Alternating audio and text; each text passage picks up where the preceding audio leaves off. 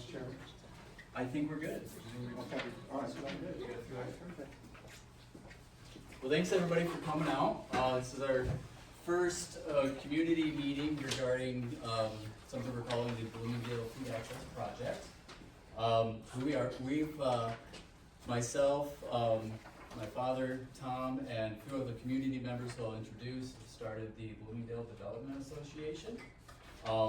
We're a locally formed nonprofit, and we're pretty much created to support long-term community-led economic development within the Bloomingdale area and help that spread to our surrounding areas. And our focus is not short-term fixes, but building a durable, long-term local infrastructure that keeps businesses, people, and money circulating within this area. So the first thing that we noticed, and this kind of all stemmed from when we heard that Wagner's was going to be closing on the 21st. Acknowledge and recognize that this was an opportunity to take a step. What we've seen kind of a slow progression of decline within this area that we want to step into and help lift everything up. And we thought that the food access is the absolute community necessity that's kind of at a good focal point and foundation for building this economic development from. So, and it's an acknowledgement when we lose a community service like a grocery store, and we had long conversations with Robert Wagner about what was going on in the store, what happened to the business, how much were they losing towards the end, and what his ideas were behind how and why that was happening. And at the end of the conversation, it was an acknowledgement that these old grocery store models don't work in these rural areas. He's experiencing the same thing in other places. He knows other grocery store owners and operators who are experiencing the same thing in rural areas that have a higher population density than us. They're all going through the same troubles. So what we're experiencing here in Bloomingdale is not unique to this area, and they're seeing it all over the state. And what we want to do is we want to create a program or a project that not only works here, but it's something that we could share with state partners like the Office of Rural Prosperity, Michigan Economic Development Committee, that they can then take and replicate in some of these other areas that need the same sort of economic development and stimulus. So we're doing that. We're doing all of this project with that in mind. We want to build here, but we also want to do it in a way that it can be replicated. Can I add something? Please, yeah. The state has already directed us to 2 different stores, one in Flint and one up in Benzie County, but they've made this new model work.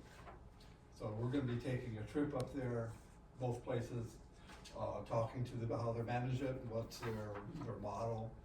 But we know about them because they've gotten grants from the states. The state says, hey, go look at these 2 stores. And there's others that we'll find out. So Kalamazoo Valley Food Hub is another one. not something it's coming out of the blue. It's been done. It's being done. So we would like to replicate that, do something here that works for us. So we're not a big urban area. We're not like Flint, and I don't know where in Traverse City this one is, but we're rural. So we have to maybe scale things down a little bit. Because the biggest problem with the store here was they didn't have the volume. Their profit margin is very low, and they make it by selling volume. We don't have that luxury here. So we're trying something different. So just wanted to add that. Well, it's a perfect segue. So what we want to develop here is called more of a community-led food cooperative and access hub. So it's not as simple as just a grocery store. What we're doing is we're providing a space where farmers, local producers, makers can bring their food, their produce, their products, have a space on the shelves where they can have that. We want to develop these relationships with all these local producers and start supplying that produce from as close as we can to our regional area here. And then any of those staples that we're not able to supply, we can connect with other wholesalers, like this Kalamazoo Valley Food Hub, to help us close that. But what we're looking at is not a grocery store like what you saw before with Wagner's, where there's a lot of product, there's a lot of processed foods, there's a lot of this stuff where They're all operating on a wholesaler model where it's taking the money out of the community. And what we wanna do is we wanna create an opportunity where consumers can come in and they can purchase local produce, they can purchase locally made goods, and that's keeping that money circulating within the local economy. And we wanna start small, you know, cause the idea is to get open and operable as soon as possible, because there's people who need it. There's people who are having to drive, they're not being able to get all their needs met here. I know Dollar General is trying to step up to offer a few things, but again, that's another model where they're taking all of the money that they're receiving and, you know, pay their employees, and then the rest of it leaves the community. We're not seeing that circulating anymore. And what we wanna do is create more opportunities for that to circulate. You're talking about a food hub. We wanna be able to create a space that gives opportunities for somebody who may want to grow a produce in a greenhouse and offer it in a store somehow. It's more of, I would think it's more of like a hub or a mall atmosphere. You do have your grocery, but you also have space where you can have different people who wanna come in and start a market, like whatever they might be producing. Mhm.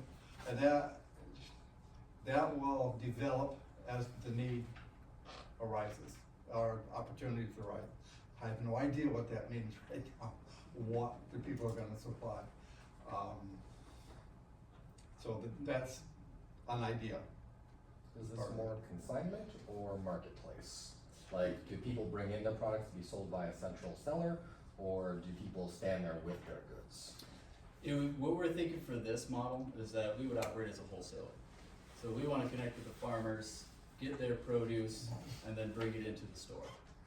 We don't need to add extra work onto these farmers. They've got enough that they're doing already. What we wanna do is provide, a place where they can have their produce brought to. And then also, a lot of these places, after the farmer's market's done, they don't have a market to be able to have their produce brought to. And some of these farmers are very close to, you know, if they had that extra market, they would put in more hoop houses. They would bring on more farm hands. They would increase that output to meet the demand that we've brought to the table.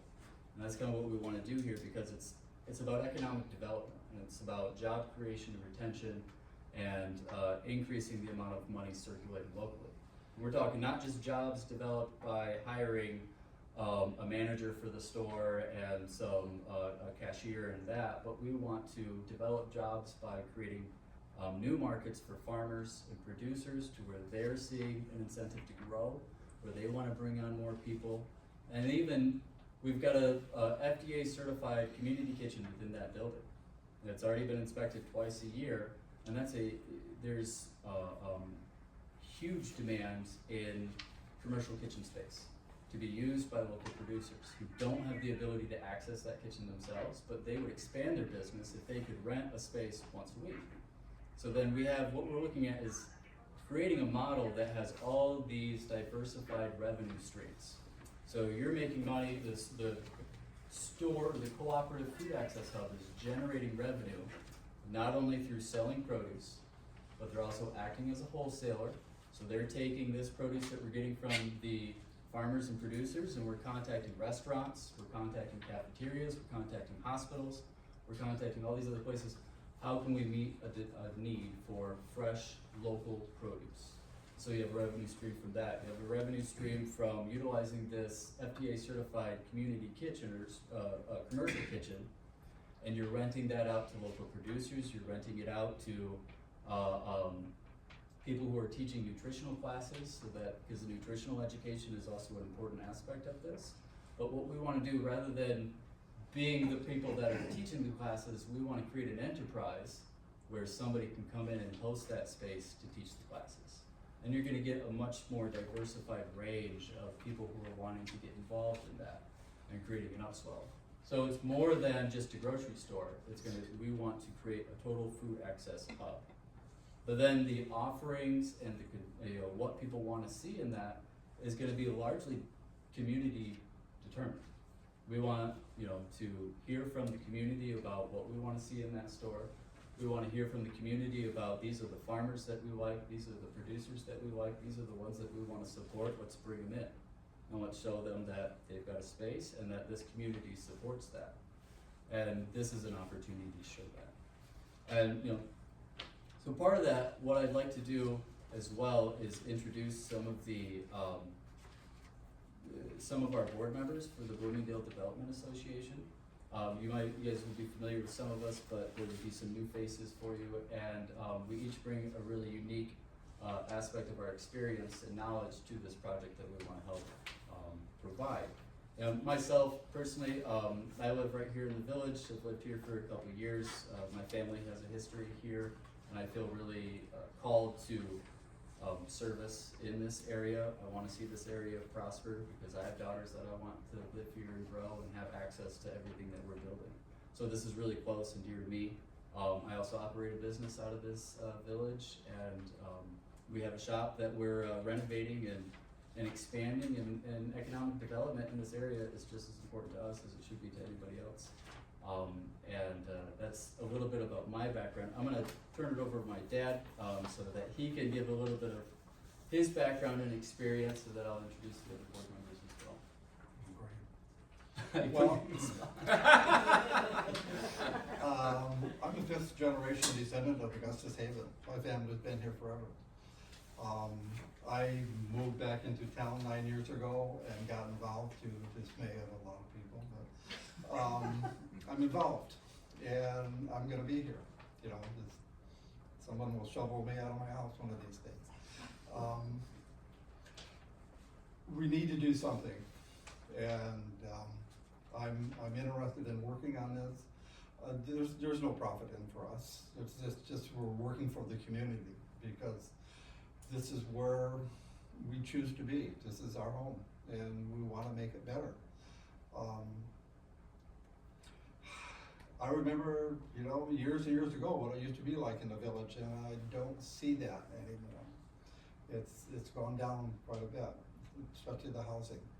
And it's one of the reasons I got on the village council, is to, okay, we need to work with this. And it's a process, and it's taking time. And I see this as an opportunity to get involved. There seems to be a lot of interest outside of the community in doing this. And I'm here to work for them, so. Thank you. My wife Taylor is another board member. Hi, I'm Taylor. My background is in permaculture with an emphasis on advanced social systems design. So what that means is that I focus my emphasis on the interplay of beneficial components.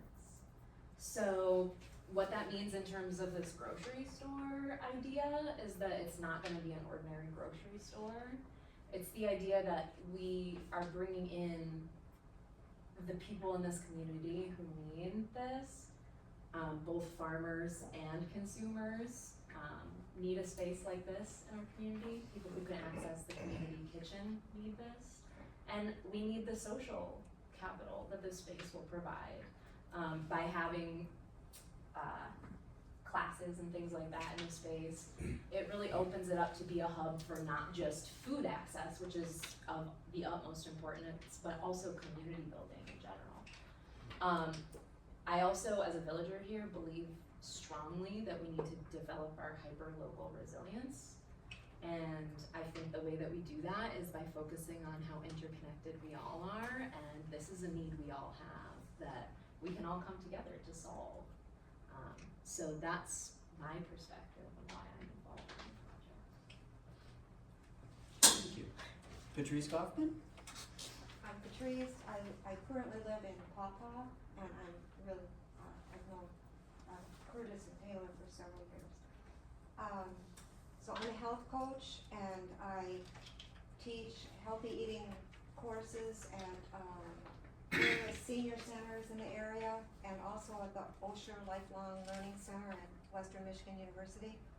And I have been growing microgreens, like they're baby plants that are extremely nutrient dense. You might know about sprouts. Well, this is like, it's a little different than sprouts. You actually grow them in soil, potting soil, and they're known to be up to 40 times more nutrient dense than the full-grown plant.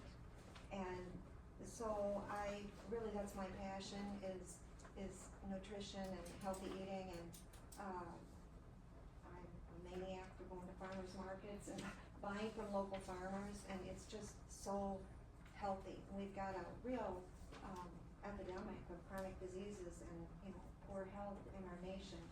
And so that's what I bring to this, and what how I got on board. This concept of this store is so different from a grocery store. And, grocery stores are approximately 70% ultra-processed foods, and, so this is, anyway, I love this project, so I'm Thank really you. happy to be a part of it. And then, Mary Ann? Hi, I'm Marian Scott. I'm co-founder of Land of Light Community, which is in Pawpaw. We're a holistic and spiritual center. So we definitely feel the need for natural healing, natural food. We're constantly going to the Kalamazoo Farm Market, getting our own food, meeting the farmers. And we've also known Curtis and Taylor and Patrice for a long time, and we've just been talking about community for forever. And so to me, this was, one, it's important, even though we're not in Bloomingdale, we're very close, that this is a community effort. And I really want to support Curtis and his ideas, and also just support the community in any way we can, and that's truly why I'm here. Yeah. Thank you. Well, we've brought these people together so that we could help incubate this project, but this is not something that we want to be ours in ownership. The ultimate goal is to create a cooperative that has a membership-based organizational structure. So where you become a member, the membership grows to the point where they can elect their own board. We step back. We want that to happen within 1 year so that we can have success for our grant, success with our grant process. Because that also shows and proves that this is gonna be a sustainable project. And we truly want this to be community owned. We want the community to decide how it's going to be run, what they want to see in there, and how they want to participate. And I think, so we will see, when that board gets set up, it's gonna be, there's gonna be a certain number that have to be consumers, for people who are shopping in the store. There'll be a certain number of board members that will have to be a local farmer who's working with the co-op. We'll need a local producer that's working with the co-op, and we'll need supporters. And we want to have that good, solid, steady base for that board, so that there's fair representation amongst everybody who's participating in this project. And but we've already been having some really fruitful conversations, and one of the first things we did a lot of background work on this project before we wanted to bring it to the public, just to make sure that it was feasible. We don't want to do anything about creating false hope, and I don't even want to operate in hope. I want to operate in certainties, and so we're making this a certainty. And so the first conversations that we've had has been with the USDA Rural Development Grant Office out of Lansing. They love the idea. They want to help, once we have our draft grant applications, they want to help us rewrite everything, if necessity, so that we can be guaranteed rewards on this. We've talked with the Michigan Department of Agricultural and Rural Development. They love it. They want to help us write this project and be fundamental in this project so that we can be assured rewards on it. The Michigan Economic Development Corporation has said, hey, if you've got any missing gaps in your capital stack to make this project a reality, let us know, and we will do what we can to help you close that, because they want to see this as a reality. They acknowledge that will be a really good benefit to a place like Bloomingdale. Market One is also incredibly interested. They're the Van Buren County's Economic Development Group. We're working on generating a letter of support from them as well. Office of Rural Prosperity is a office out of the Labor and Economic Division. We had a conversation with them.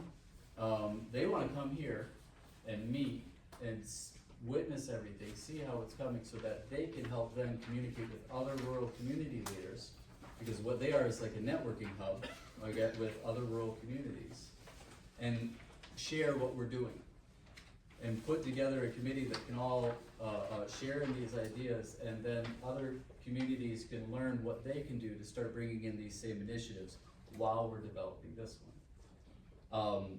Bloomingdale Township, talked with, had a meeting with Matt. They love the idea as well. They would love to see more economic development. We're gonna be asking them for a letter of support for this project. We have a few council members here from the village. I've sent something over to Janelle to get on the agenda for the next meeting to do an introduction there. We would love to get a letter of support from the village acknowledging that this would be an economic boom. The Van Buren District Library, we got Dan Hutchins here. Thank you very much for coming, Dan. You're quite welcome. We've had some really good conversations, Dan and I, about how this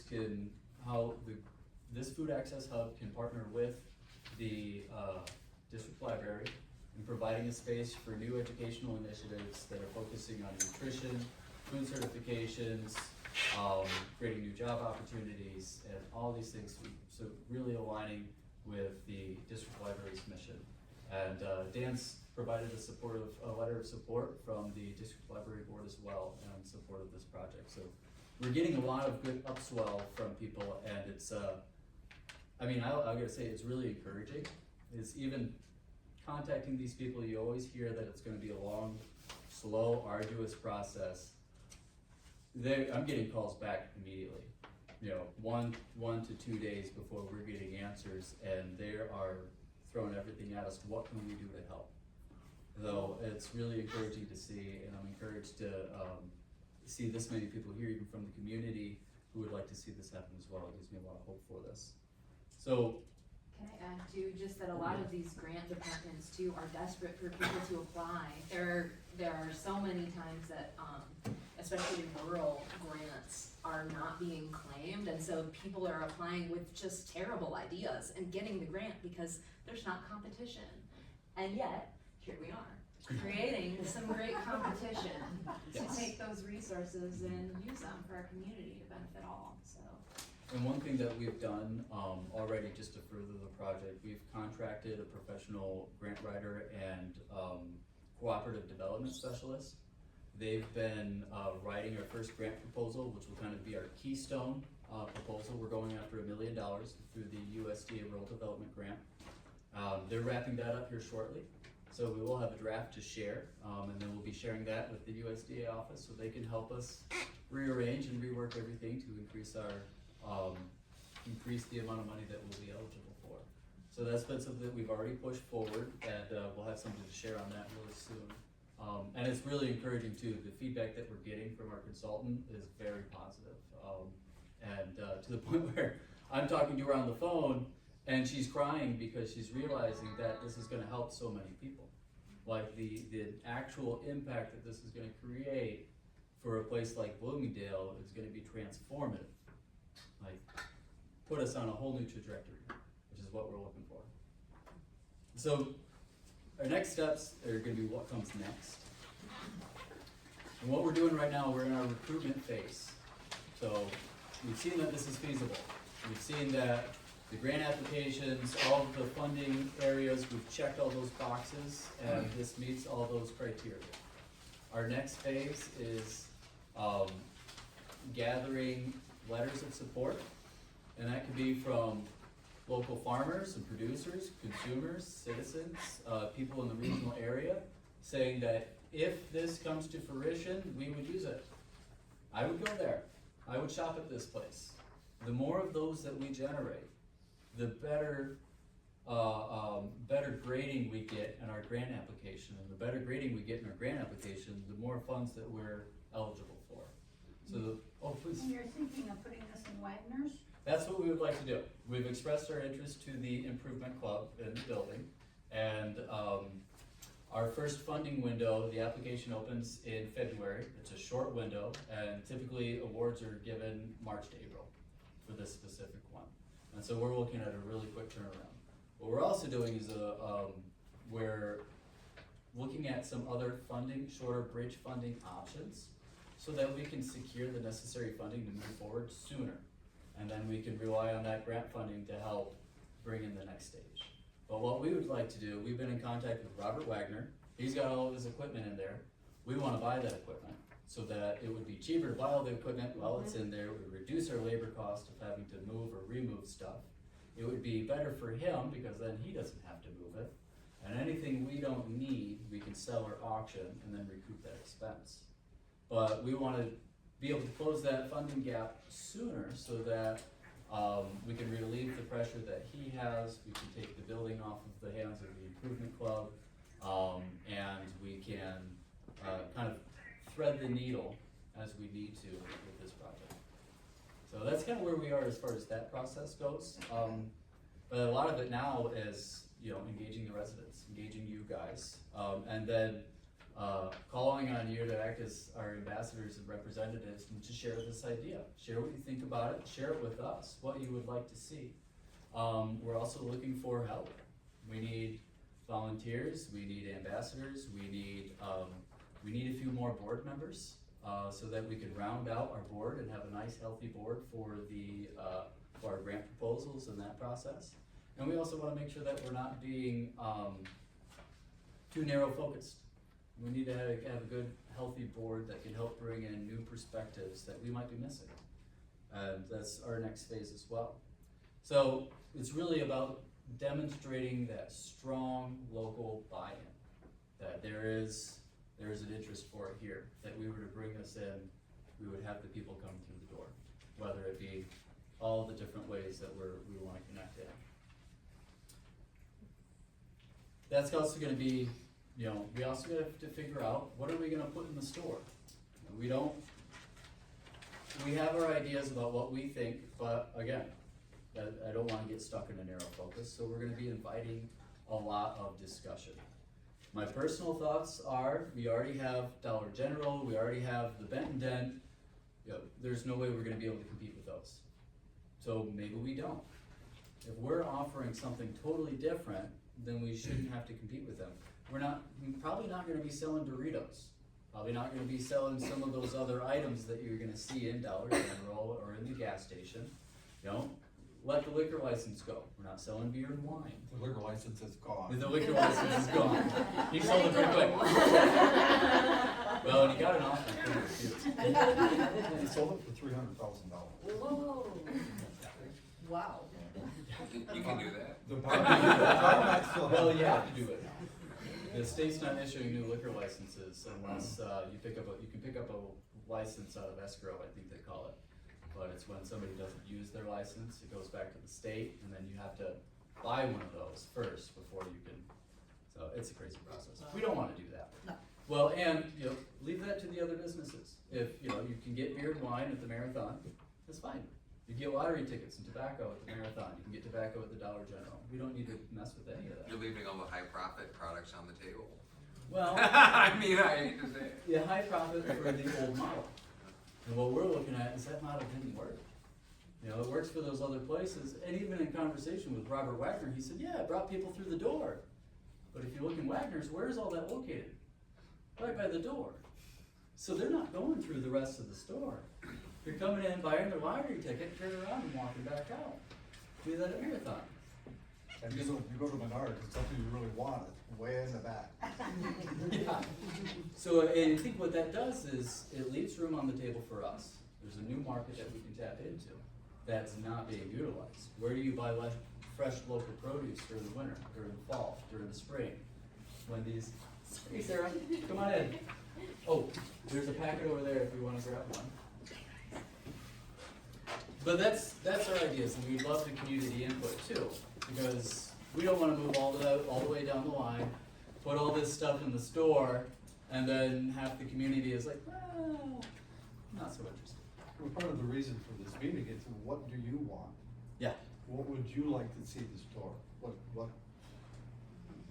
What's upmost on your mind? Well, I wanna go there and I wanna find good produce, fresh produce, local produce, Local meat, local meat, what do you local want? eggs, local dairy, local cheese, bring back all these producers. You know, and it's interesting reading the Bloomingdale Centennial book, And going back and reading some of these old histories, Bloomingdale was founded on farm, fruit, and dairy. Quotes. Jeez. Jeez. Yeah, Was the Augustus first Haven. business in Bloomingdale, jeez. Yeah. Augustus Haven's cheese business. Yeah. And now we don't have a dairy producer around. We've got a lot of dairy farms through the Amish, and I know there's things that are kind of changing in the state government as far as dairy, but there's opportunity there. And I think that these people around here would love to tap into that opportunity as well if we give them a chance to, if we give them the space. And I think that's what we really want to focus on, and we want to connect with them. The other thing that was really encouraging is that there's almost all the butcher equipment in that commercial kitchen. There's the meat saw, the grinders, the cubers, Cooler. the cooler. We got meat coolers and freezers. You could be operating a butcher out of there once a week. That's going and getting Matthew Ashbrook's cattle, and then we're bringing it and we're processing it and putting it right there. And that's local. So that's kind of in a nutshell where we are at with the whole food project aspect of it. And like I said, our next steps are gonna be generating support, knocking on doors, talking to people, talking to farmers, seeing what they would like, what they're able to provide. We're also gonna be hunting for who's gonna be the general manager, who's gonna be our wholesale manager, who's gonna be the kitchen manager, because that's something that the USDA is gonna wanna see for our grant proposal. Okay, we give you $1 million, who's gonna run it? You know, who's gonna be the operation? What's their resume? And that's the other thing, we're in the talent acquisition phase as well. We wanna find people who are interested, and those people are gonna come from this community. So there's a few ways that we can ask for your help today. You know, and I would like to open this up for questions and comments here in a moment. But one thing that, at the end, what I'll ask for as we move through, I have here a sign-up sheet. We're calling this our Community Pledge of Support. And we're asking, because this will go right to the USDA office as well. And we're gonna try to get as many of these filled out as we can. And the more of these that we get, the more people pledging support for this project, the better it's gonna go. And what this pledge is, and I'll read it. We, the undersigned, are residents, business owners, workers, or community members of Bloomingdale and the surrounding area. We pledge to express our support for the Bloomingdale Food Access Project led by the Bloomingdale Development Association. The closure of Bloomingdale's only grocery store represents not only a loss of food access, but a loss of local economic activity, jobs, and essential community infrastructure. When basic services leave a rural community, dollars, opportunities, and people often follow. The Bloomingdale Food Access Project proposes a community-centered food co-op and food access hub designed to keep food dollars circulating locally, support regional farmers and producers, create and retain local jobs, strengthen the downtown economy, restore a critical service that supports families, seniors, and workers. We believe this project represents a practical, locally driven investment in Bloomingdale's economic future. By treating food access as essential infrastructure, not a temporary or charitable solution, this initiative supports long-term stability, entrepreneurship, and community resilience. By signing below, we affirm that we believe the Bloomingdale Food Access Project would provide meaningful and economic benefits. We support efforts to reestablish a locally rooted food enterprise in Bloomingdale. We encourage local, state, and federal partners to support this initiative. And we are willing to support this effort as it moves forward through engagement, advocacy, partnership, or other appropriate means. This letter is intended to demonstrate community support and does not represent a financial obligation.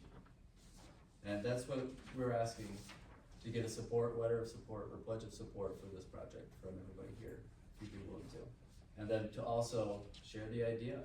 And we're gonna be reaching out and asking more people for these pledges of support as we develop.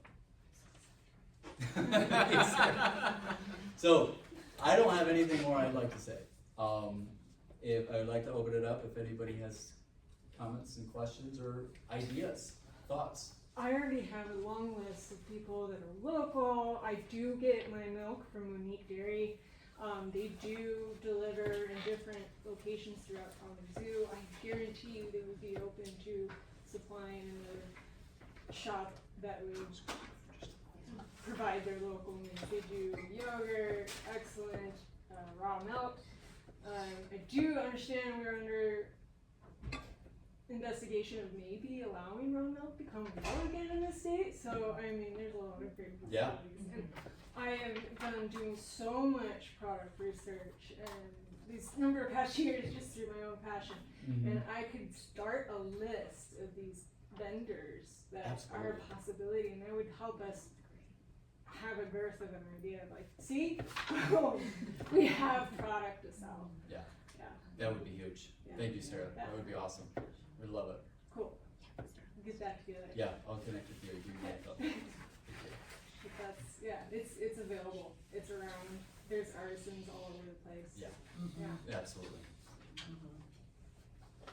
Will you give us template, like, in other words, you want letters of support, are you gonna give us some guidance on Yeah. who we send it to and all that? Yeah, and what you'll do, if you would like to send your own letter of support, I'll give you your information to where you could just email it to us. And then what we're doing is we're gathering all of these up. They go in the file for our appendix that gets sent off to the USDA with our grant application. And I'd be happy to supply templates. And it'll probably be a template Yeah, very just like close that, like to, that. Okay, yeah, this budget. okay.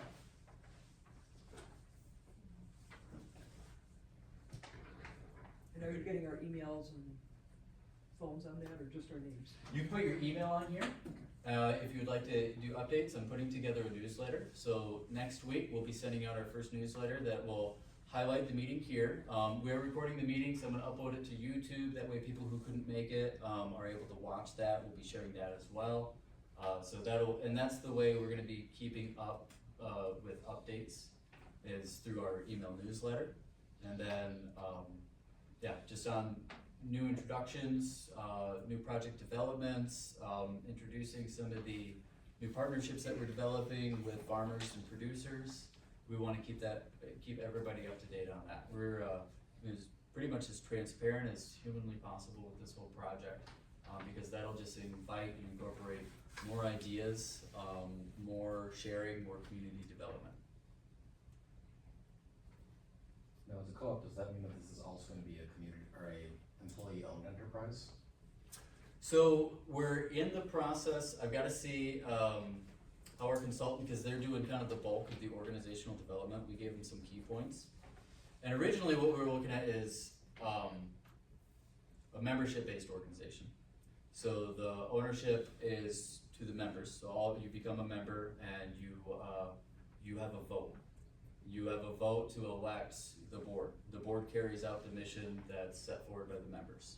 So it's gonna be more of a membership owned, but again, a lot of this is still in development. So we're gonna see what the draft comes back as far as the organizational structure that aligns most with our, because the USDA grant has some strict guidelines that we're sticking within for how they want this developed. And so that'll kind of be born of that. But that's originally what we're thinking, is membership-based ownership, and then that board elects the GM hires employees. Employees most likely gonna be members. That's like that, what is it, PFC, I don't know what it stands for, that health food store in Kalamazoo. It's a co-op. The co-op, It's a the member people's co-op, and they run the, Kalamazoo Farmers Yeah. Market. Yeah. Yeah. And the idea would be that, we wanna create, there's different incentives and dividends that you would receive as a member. So if you're a consumer member, the idea is that you would receive a discount when you come in to purchase. That's your dividend. You're getting access to this stuff as a local consumer at a discounted rate. If you're a farm member, you're probably gonna receive, if there's profit generated through the store, the idea is that you would receive a cash dividend at the end of the year. Because you're a member that's supplying your produce, you're working with the food access hub, there's profit, it's being shared. Same thing with our producers. So if you're a producer, if you're a cheesemaker, or X, Y, and Z, and you're plugging in and you're a member of this as a producer member, you're receiving a dividend at the end as well. And so that's what we wanna make it a real, it's not a charitable organization. We wanna make a real economically viable, food access hub that's developing more businesses, it's creating more enterprises, and it's creating incentives for people to go into business for themselves. You know, start new businesses, start new ideas, invest in themselves, and then get help from us. The other thing is that this is our first project. There's other projects that we have in mind. We're looking at housing initiatives, job initiatives, that we want to get started on as well. So we want to get this off the ground as soon as possible, get it operating, so that we can start working on some of these other initiatives as well. Because we're gonna need more people in this village. We're gonna need some of these houses fixed up and renovated, and new real estate opportunities brought to this village. And that's gonna provide a benefit to the food access hub. We also need to create more job opportunities, and there's different incentives or initiatives that we're developing, working on that. And what we're hoping is that through this project, we develop the partnerships with the community to where now we've got more support, more help, more people involved in these other initiatives that are gonna come next. But the first focus is gonna be food. And I think that's an important focus. I think too, just to piggyback off of that, the one thing I wanna mention is that our idea is not to compete with the bulk food store or even the restaurant down, like we still do have the deli equipment in Wagner, which would be great to use to have hot and cold food available to people. But the concept and the idea is not to compete with other businesses that are here, it's to collaborate and to expand. Wouldn't it be fantastic to be able to provide the restaurant with fresh produce that they can use for your hamburgers? That is what we're looking for, the opportunities to support and help each other so that we can kind of build this ladder to bring Bloomingdale back up. Mm-hmm. Absolutely.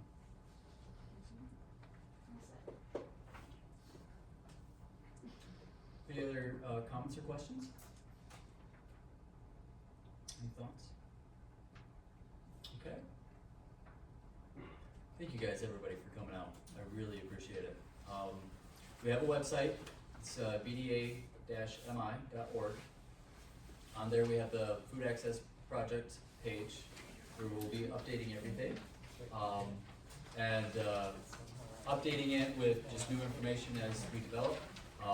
We encourage you to contact us through that as well, and be happy to give my information out to anybody who would like to give some more. Oh, actually, it's on the bottom of everybody's handout there. So I thank you so much for everybody coming out. This is really great. This is great. Yeah. And you wanna make sure people sign that sheet? Yes. Now I got this over here. If would like to sign our pledge of support, it would be greatly appreciated. Thank you. And then how do you get, so can we take the pledge sheet? I'll send you one. Okay. And what I can do is if you put your email down here, you sign this pledge, I will go ahead and send you a copy of the pledge to your email as well, so that you have So it. then we can go get our signature. Yes, yeah.